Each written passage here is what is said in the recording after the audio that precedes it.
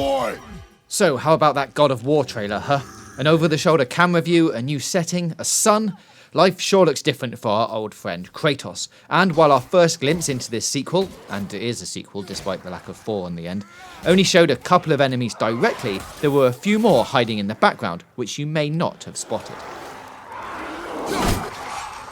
First is this shadowy figure floating behind some trees, with large curved horns protruding from its forehead. You can even see it fly away here as Kratos moves closer.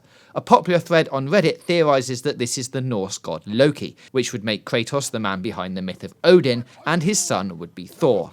Not a bad theory, especially since the young boy seems to have some sort of lightning powers, as evidenced here when he fires his arrows.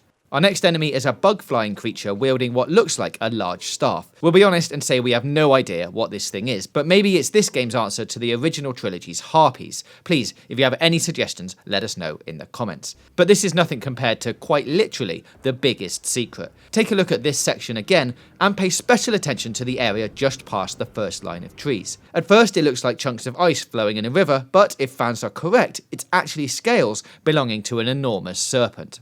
Its name is Jormungandr. Maybe I've pronounced that wrong, but it's also known as the Midgard Serpent, which is much easier to say. This legendary creature is tied to the cataclysmic event known as Ragnarok, where it is destined to battle the mighty Thor, which, if we're right, would be Kratos' son. The God of War series has been known for its larger-than-life bosses, and a snake of that size would certainly be a fitting challenge for Kratos and his boy.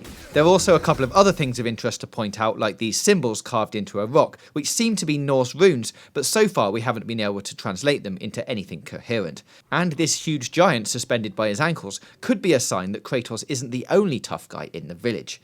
As always, if you can help decipher the runes, or you've spotted something else from the demo, let us know in the comments below, and don't forget to subscribe for more gaming news, reviews, previews and features right here on GamesRadar+.